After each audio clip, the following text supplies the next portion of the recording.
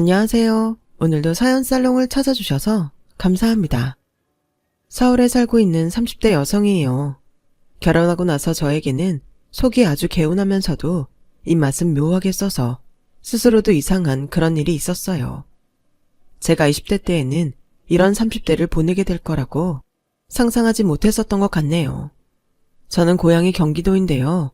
말이 수도권일 뿐이지 정말 지방 소도시 뺨치는 동네에서 나고 자랐어요.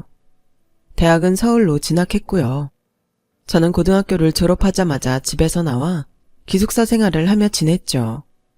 기숙사 생활이 끝난 이후로는 룸메이트와 살기도 하였고 혼자서도 지내면서 자취를 해왔고요.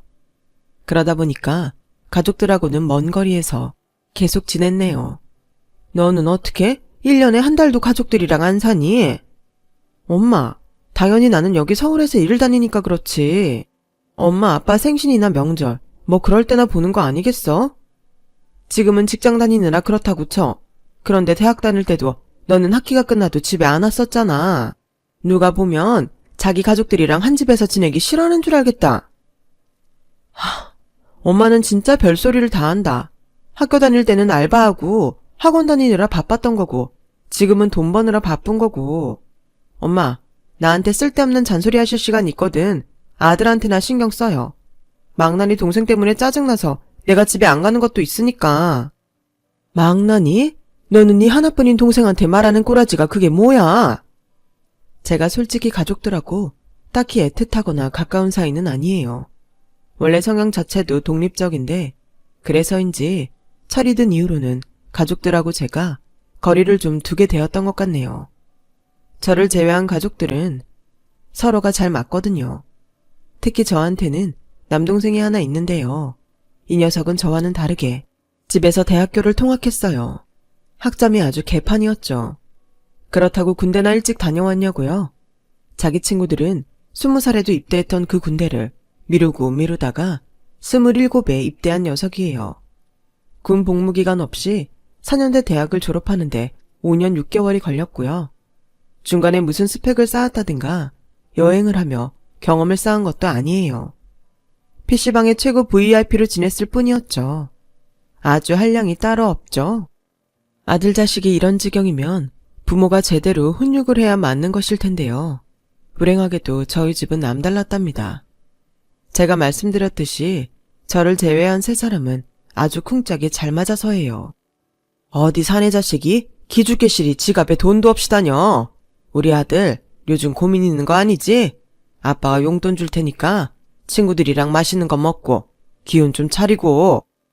아빠, 쟤는 죽을 기가 없어요. 애초에 길을 살릴 뭔가를 했어야 말이죠. 아빠, 제 지난 학기 학점을 보고도 지금 용돈 주신다는 소리가 나와요? 너는 누나가 돼서 먼저 동생을 챙겨주지는 못할 망정 꼭 이렇게 내가 나서서 네 동생을 돌봐주게 만들어야겠냐? 모처럼 아빠 생신이라고 집에 왔는데 간만에 얼굴 보는 딸은 전혀 안 반겨주시고 맨날 집구석에 틀어박혀 있는 아들은 기죽지 말라고 응원해주시고 제가 아주 즐겁네요. 집에 올 맛이 나네요. 다 커서도 꼭 그렇게 질투를 해야겠어? 내 동생한테 시기 질투하는 그 몹쓸 버릇 내가 고치라고 분명히 말을 했었을 텐데. 와, 아빠는 제가 지금 그러니까 쟤를 질투해서 이런다고 생각하세요? 정말 답이 없네요. 이러실수록 그 귀한 아들 미래만 불투명해진다는 거 알아두세요. 그리고 나중에 저한테 도와달라느니 하면서 하소연하지 마시고요. 너는 옛날부터 그 정내미 없이 말하는 모양새가 마음에 안 들었어. 딸 자식이라고 있는 게 어쩜 애교 하나 부릴 줄 모르고 입 바른 말만 하고 싶어서 안달이 나 있지. 네 동생을 질투하는 것만 내려놔도 너는 인격적으로 성숙해질 거다. 이 아빠 조언 새겨들어라. 저는 학창시절부터 자잘한 사고 한 번을 친 적 없는 딸이었고 반면에 남동생은 만년 사고 뭉치였으나 부모님께서는 늘 제가 아닌 남동생의 손을 들어주셨어요. 그 부당함에 저는 항의해왔고 그 결과 집안에서 질투쟁이로 전락해버렸던 거예요. 제가 남동생보다 더 부모님의 사랑이나 관심을 받겠다는 기대 따윈 이미 아주 어렸을 때부터 버렸었고요. 그래서 진작에 제 갈 길 알아서 가겠다는 주의였건만 이런 저를 남동생한테 끊임없이 질투하는 철없는 장녀를 여기며 제 말을 무시하였던 건 부모님이셨죠. 저는 두 분께 항상 말씀드렸었어요. 그러다가 남동생 진짜로 인생 말아먹을 거라고요. 그런 지극히 합리적인 충고조차 부모님께서는 질투로 매도를 하셨고 저는 점점 집에서 멀어진 딸이 되었네요. 나머지 분들끼리 똘똘 뭉쳐서 행복하다면야 제가 빠져주는 게 맞았으니까요. 사실은 그래서 가족하고 거리를 두며 살게 되었던 거예요. 대신에 저는 취업한 직후부터 부모님께 용돈을 잘 챙겨드렸고 특별한 건수가 있을 때면 집에 가는 걸 피한 적은 없었어요. 하지만 이것조차 저는 후회하게 되었죠. 엄마, 제가 무슨 돈이 있어서 또 휴대폰을 바꿨어? 저거 이번에 나온 신상 아니야? 전에 쓰던 건 이미 오래되었잖니. 바꿀 때 되었으니 바꿨겠지.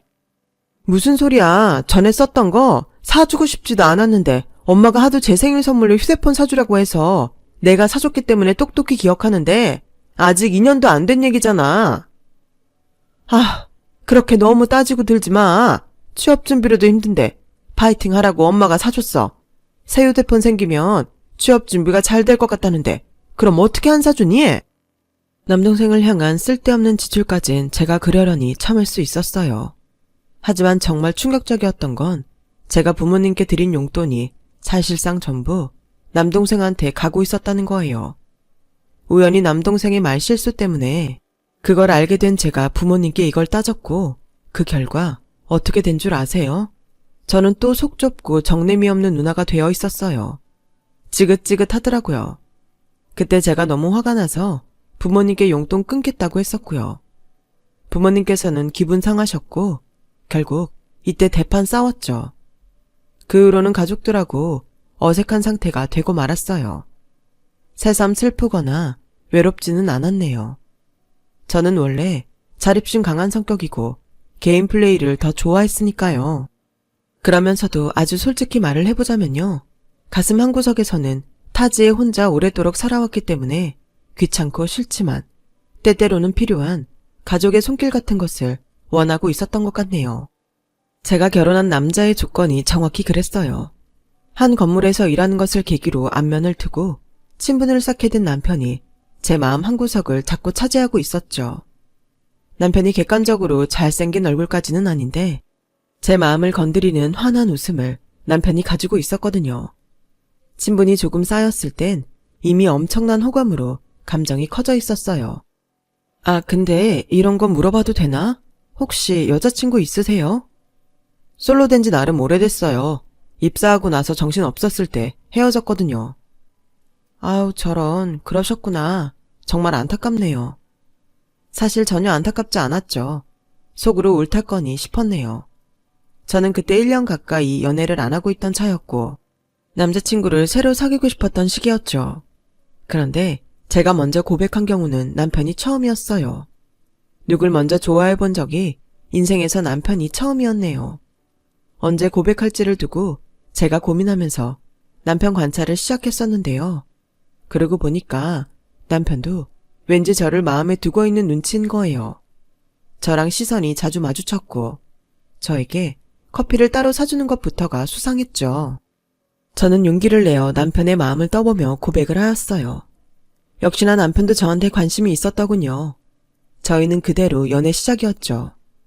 둘 다 소위 결혼 정년기라는 나이였기에 사귀면서 성격이 꽤나 잘 맞는다는 판단이 들었던 순간부터 저도 모르게 자꾸 결혼을 머릿속에 떠올렸던 것 같아요.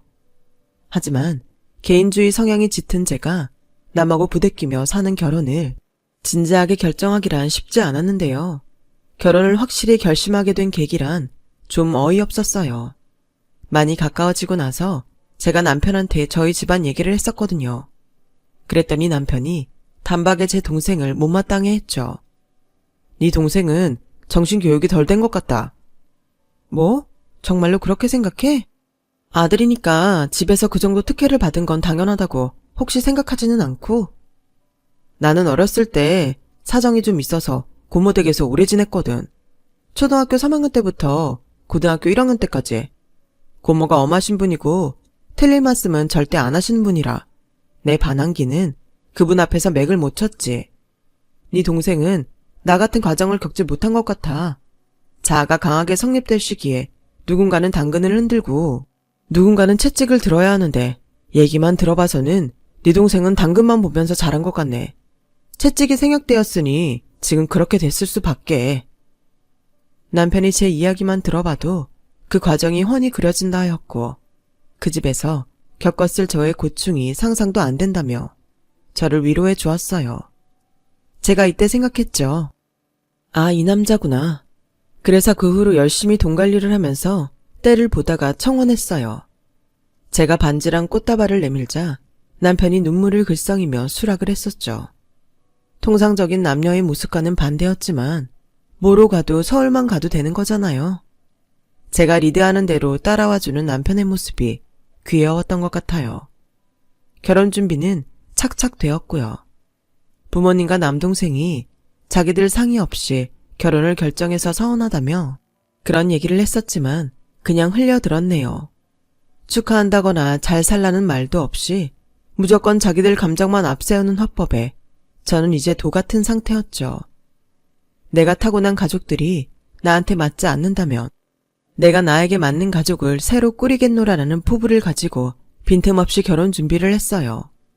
그런데 신혼집은 생각지도 못하게 흘러갔어요. 원래 정해져 있던 셈이더라고요.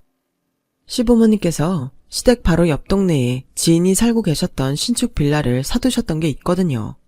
그 집이 위치가 기가 막혀요. 그래서 새놓는 족족 인기가 많았다고 하고요. 저희가 결혼한다면 일단 그 집에서 살림을 차리라는 시부모님의 말씀에 제가 넙죽 감사하다고 인사를 드렸습니다. 이걸 마다하면 그건 미친 짓이었죠.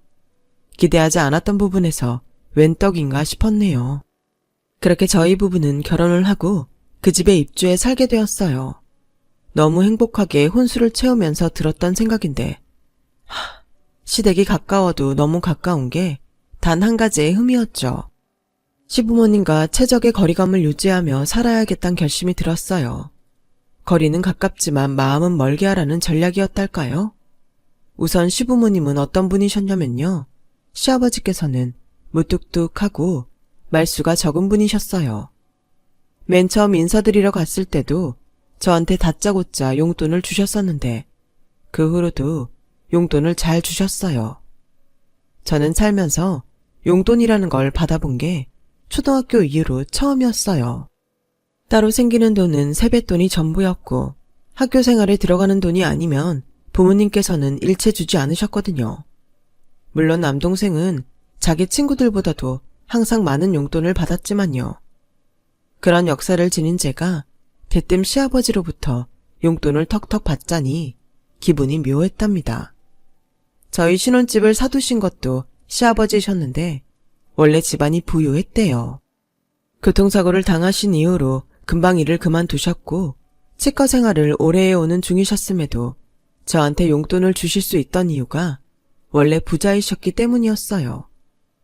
늘 작은 방에 틀어박혀서 TV를 보셨는데 그 생활을 무척 좋아한다고 그러셨죠. 반면에 시어머니께서는 인상부터가 외향적이셨어요.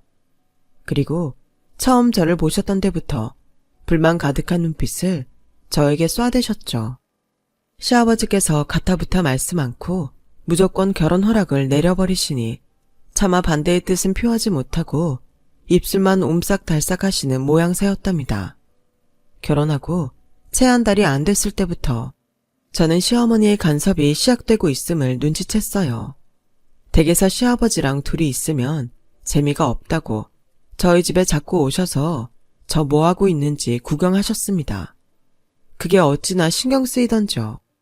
그런데 어느 날은 주방 서랍장에서 뭘 자꾸 뒤적거리시더니 대뜸 반찬통 지적을 하셨어요. 우리 아들이 냄새에 원체 예민해서 이렇게 반찬 냄새 잘 남는 통을 쓰면 나중에 뭐라고 그럴 텐데 얇은 유리로 나온 것들로 싹 바꿔야 되겠구나. 아, 정말요? 몰랐어요. 그런 통에는 제가 먹는 것 위주로 담을게요. 그건 당연하고 새로 사기도 해야지. 우리 아들이 앞으로 계속 먹을 음식이 당길 것들인데. 아, 처음부터 잘 샀으면 될 것을 일을 2번 하게 만드는 스타일이구나. 어른 앞에서 그것도 시어머니께 싸가지 없이 굴고 싶지 않았기에 겉으로는 웃으면서 비위를 맞춰드렸죠. 하지만 속으로는 콧방귀를 뀌고 있었어요. 결혼하고 나서 2달이 지났을 때였죠. 저한테 주말에 같이 쇼핑을 가자면서 계속 미리 말씀을 하시더군요. 왠지 느낌이 싸했어요. 저를 하루 종일 부려먹으실 작정을 하신 눈치였달까요? 그런 촉이 왔으나 분위기나 타이밍이 거절할 수 없는 종류였죠. 그래서 알겠다고 말씀을 드렸고요. 남편한테도 얘기했어요. 어머님이랑 토요일에 쇼핑 간다고요. 그랬더니 자기도 따라 나서는 거예요. 본인이 가겠다는데 말릴 수 없어서 데리고 나갔죠. 차 끌고 저희 집에서 골목 빠져나와서 시댁 쪽으로 가니까 시어머니 단박에 운전석에 남편 앉아있는 걸 보고 표정이 굳으셨어요. 제가 그거 보고 역시 싶었으나 모른 척 해맑게 웃어드렸어요. 아, 어머니 많이 기다리신 건 아니죠? 여기 앞에 타실래요? 제가 뒷좌석으로 갈게요. 아, 아니다. 내가 뒤에 타지 뭐. 그냥 있어라. 차에 올라타신 시어머니의 표정 관리는 전혀 되고 있지 않았어요. 못마땅한 눈치셨는데 결국 한마디 하시더군요. 너는 주말인데 피곤한 내 신랑을 꼭 아침부터 데리고 나왔어야 했니? 점심시간이 다 되어갈 지경이었는데 아침이라뇨. 황당한 와중에 제 변호 안 해주고 운전만 하는 남편이 보였어요. 시어머니는 저를 향해 계속 투덜거리면서 잔소리를 퍼붓고 계셨건만 남편은 모른 척 앞만 보고 운전하더라고요. 참나, 자기 와이프보다 자기 엄마가 우선이라 이거죠. 제가 열불을 참고 그날 마트에서 장을 볼 때였어요. 남편이 과자를 고르니까 시어머니께서 난리를 치셨죠. 감자칩 그거 먹으면 건강 다 망치는 거 아니야? 우리 아들, 딴 거 먹으면 안 될까? 내가 건강 안 좋으신 엄마랑 같아? 나는 팔팔한 아이라서 괜찮아. 남편이 철벽치니까 시어머니 갑자기 저한테 오셔서는 제 옆구리를 팔꿈치로 퍽 찌르시는 거예요.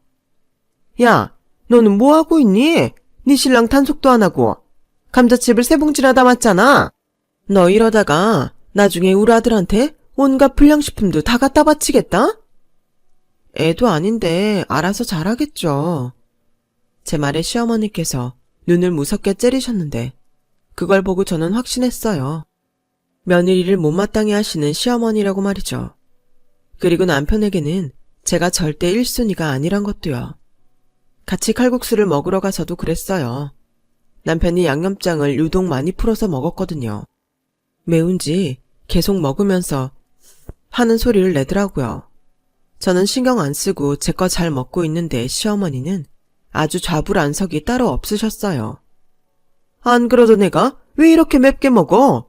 그러다 속 다 버려. 엄마는 참 가끔 이렇게 먹어야 스트레스가 풀리는 거야. 많이 맵기는 해도 맛있다면서 남편은 그릇을 다 비웠거든요. 당사자가 잘 먹었으면 됐지 시어머니는 이걸 두고도 저를 원망하셨어요. 딱 보니까 네 짓이구만. 네가 벌써 내 아들의 입맛을 다 망쳐놨어. 저렇게 먹는 거가 위에 얼마나 안 좋은지 아니? 위에 빵꾸 나는 짓이야 저게. 제가 매운 양념장 넣으라고 시킨 것도 아닌데요 어머니. 스트레스 풀려고 맵게 먹는다잖니. 그 스트레스가 어디서 받겠어. 뻔하지. 이래도 제 탓 저래도 제 탓. 아주 저를 못 잡아먹어서 안달인 분이셨죠. 시댁에서 마련해준 집에 사는 데다가 워낙 근거리이다 보니까 도저히 안 보고 살 수가 없었기에 저는 속수무책이었어요. 게다가 남편이 연애할 때는 전혀 몰랐던 맘마보이 기질이 있었을 줄은. 뒤통수 맞았어요. 저는 저한테 살랑거리면서 잘해주는 남편에게 반했던 것인데 그게 마마보이여서 비롯된 모습이었나 봐요. 자기 엄마한테도 살랑거리면서 비위 잘 맞추더라고요. 시간이 갈수록 두 사람 사이에서 속이 타고 열불이 터지는 건 오롯이 저희 몫이 되었어요. 가끔 나만 빠지면 둘이서 행복하게 잘 살 수 있지 않을까? 내가 해방꾼이고 이방인 아닐까? 이런 생각도 들었더랍니다. 저는 시어머니란 분을 알 수가 없었어요. 대체 저를 좋아하지도 않으면서 저한테 안부 연락은 왜 그렇게 바라셨을까요? 아침이고 밤이고 때 안 가리고 연락하시는 것도 사람 미치게 만들었죠. 신혼집에 불쑥 들이닥치시는 것도 속이 뒤집혔고요. 그러던 때에 제가 어느 날 엄청난 광경을 목격해버리고 말았어요. 동네 헌어 수거함에 가던 길이었죠. 밤이라서 대충 슬리퍼 끌고 모자만 쓰고 집 앞에 나갔는데요. 저기 멀리에 시어머니가 보이는 거예요. 그런데 어떤 남자분과 옥신각신하고 있었어요. 아니, 내가 그 돈을 안 갚겠다는 게 아니잖아. 여기까지 찾아오면 어떡해? 우리 남편이 보기라도 하면 난 어떡하라고? 어차피 남편이 집에만 틀어박혀 있다며. 그래서 활개치고 다니는 거 아니었어? 내 돈이나 갚아 이 여자야. 별거 아닐 수도 있지만 요상한 촉이 피어올랐어요. 남편한테 물어봤죠. 시어머니께서 혹시 돈을 버시는지 그런 것들이요. 남편은 고개를 갸웃하며 전혀 안 그렇다고 했어요.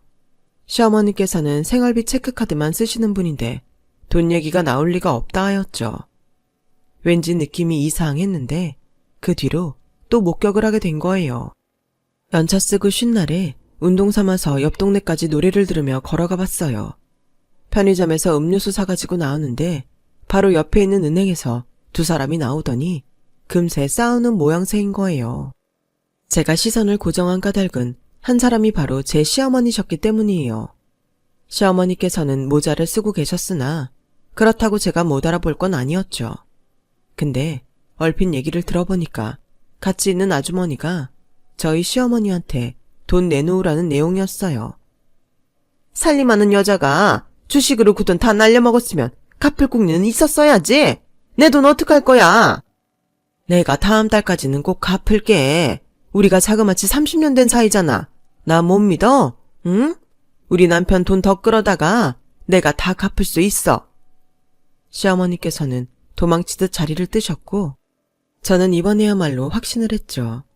시어머니께서 칩거하시는 시아버지 몰래 돈을 굴리셨다가 날려먹으신 게 분명했어요. 잔소리 폭탄 들어가면서 신경성 때문에 위험도 생긴 저였는데 이 기회를 놓칠 수야 없었죠. 당장에 남편한테 까발렸어요. 내가 똑똑히 들었다니까. 날려먹은 돈이 한두 푼이 아닌가 봐. 얼른 아버님께 전부 알려드려야지. 하지만 격앙된 저와는 달리 남편의 표정은 점점 어두워졌죠. 그때부터 저는 뭔가 잘못되었단 직감을 받았어요. 우리 엄마 그럼 너무 불쌍하잖아. 그냥 조용히 돈 갚으시게끔 우리가 도와드리면 안 될까? 이게 무슨 말도 안 되는 소리인가 싶었어요. 제가 생각한 그림은 이게 아니었건만. 남편이 자기 엄마 안 됐다며 한숨을 푹푹 쉬길래 저는 그만 정이 훅 떨어지고 말았어요. 잘못된 건 바로 잡아야 하잖아. 정 못하겠다면 내가 할게. 저는 짜증스레 외친 제 말을 관철시키기로 했고 시어머니한테 따져 물었죠. 돈 날린 사실이 있냐고 말이에요. 너 사람 미행 있니? 뒷조사했어? 음침한 것. 너같이 속 시커멓고 남의 불행을 바라는 사람은 제대로 망해봐야 되는데. 그런데 적반하장으로 나오시더군요. 심지어는 제 머리채까지 잡혔어요. 시댁 덕분에 편히 결혼해서 사는 주제에 은혜도 모르는 며느리라고 저 같은 종자는 그 집안까지 싸그리 망해야 한다면서 시어머니는 엄청난 악담을 퍼부으셨어요. 도저히 저는 제가 그런 수모를 당해야 할 이유를 모르겠어서 남편한테 상황의 판단을 맡겨봤어요. 한번 어떻게 나오나 싶어서요.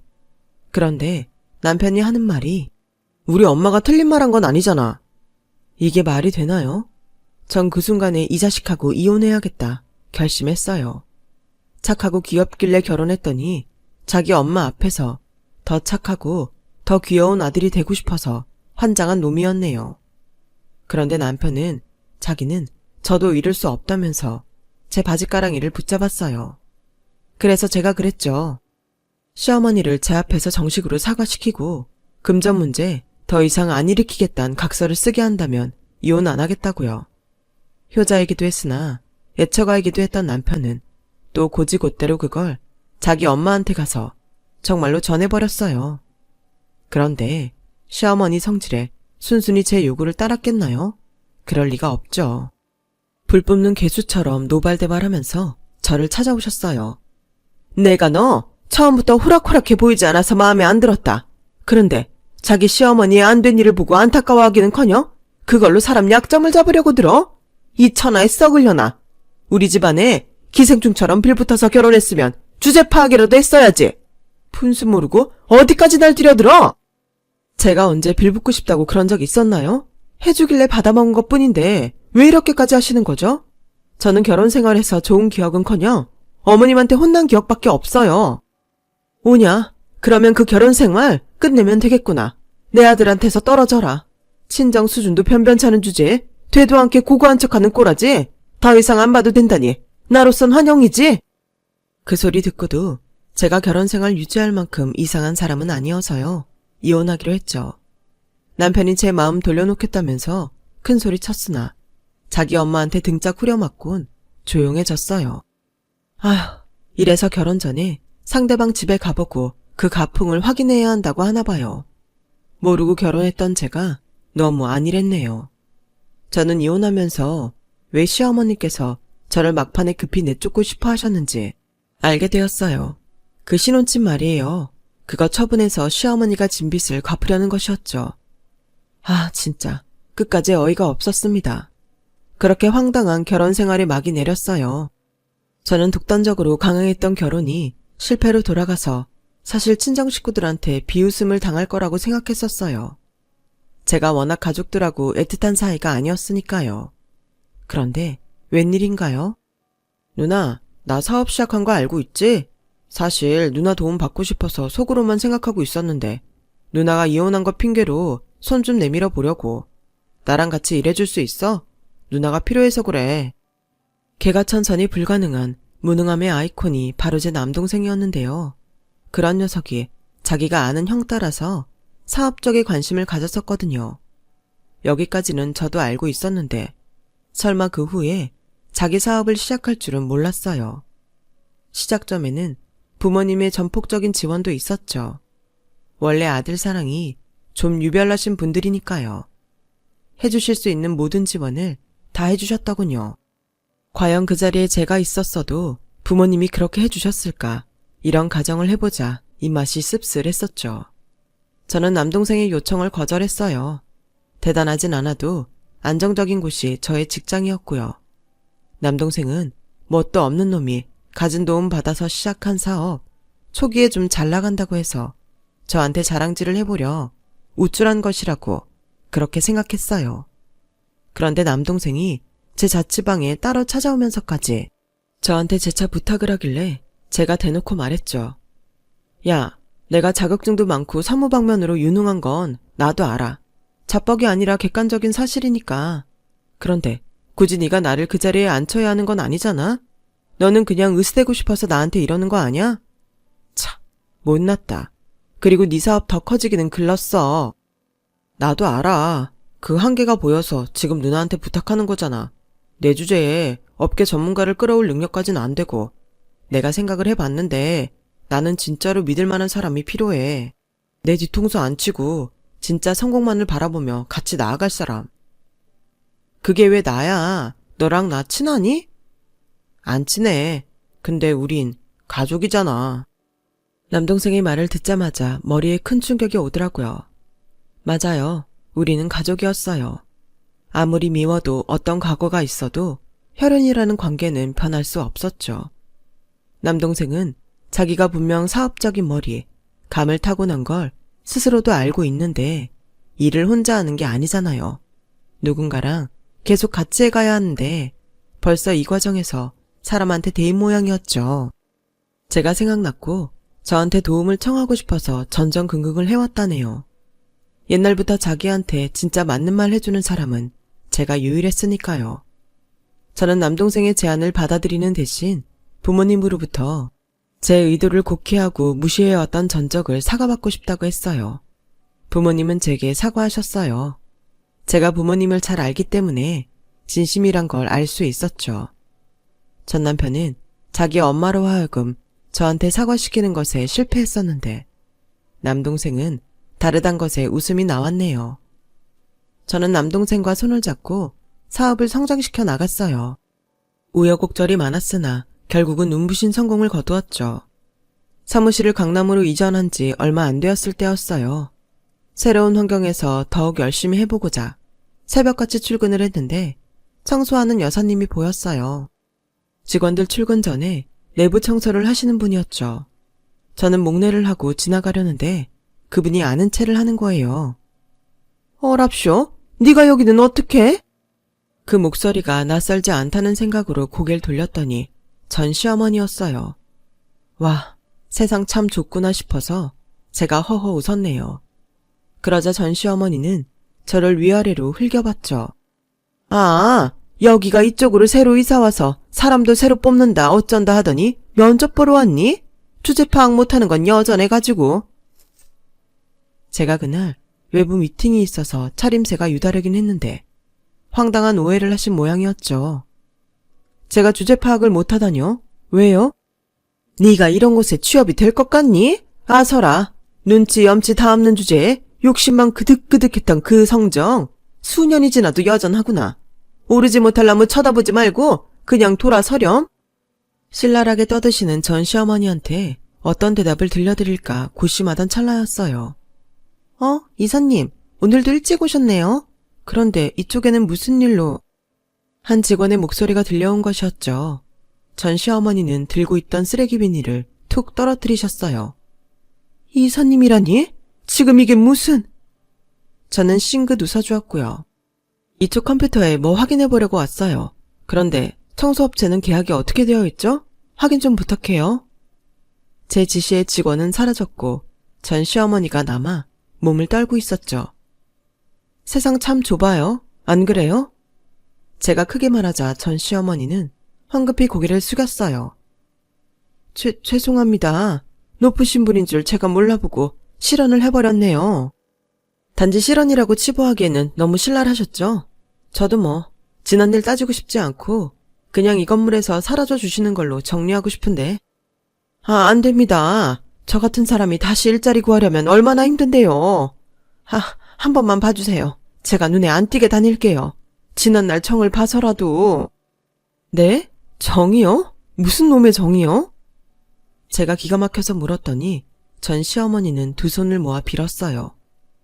너는 몰라서 그래. 너 이혼 후에 얼마나 많은 일이 있었는지. 내가 지금까지 남편한테 소방 맞으면서 돈 벌기 위해서 안 다녀본 데가 없다. 지금 이거 안정적으로 일하고 있는데 이 일을 내가 잃을 수는 없어. 저 좀 선처해 주세요. 눈물이 그렁그렁한 모습을 보자 그냥 한숨이 나왔어요. 그러시길래 왜 애초에 그 돈을 날리고 사셨을까요? 너무 간절하게 그러시니까 마음이 약해지네요. 제 눈에 띄지 않게 시간대 조정해서 외진구역만 청소해 주세요. 담당자에게도 제가 말해 놓겠습니다. 전 시어머니는 저에게 꾸벅 인사를 하곤 장비 챙겨서 사무실을 나갔어요. 저는 제자리에 앉아서 방금 상황을 곱씹는 동안 씁쓸하더군요. 살다 보면 어디서 어떻게 마주칠지 모르는 게 사람 인연 같더라고요. 그러기에 되도록 악연은 만들지 않고 살아야 하는데 싶어요. 그 이후로 전 시어머니는 정말 저를 잘 피해 다니셨어요. 화장실 앞에서 딱 마주친 적도 있긴 하는데 엄청 빠르게 주랭랑을 치시더군요. 이토록 완벽한 전세역전은 없을 것 같아요. 덕분에 성공의 보람도 여실히 느꼈네요. 그리고 요즘 제 앞뒤에서 저를 응원해주고 있는 가족들에게 고마운 마음입니다. 제 이야기는 여기까지예요. 들어주신 분들 감사드려요. 여러분, 사연 댓글에 응원과 현명한 조언 부탁드려요. 좋아요와 구독은 저에게 큰 힘이 됩니다. 오늘도 좋은 일 가득하세요.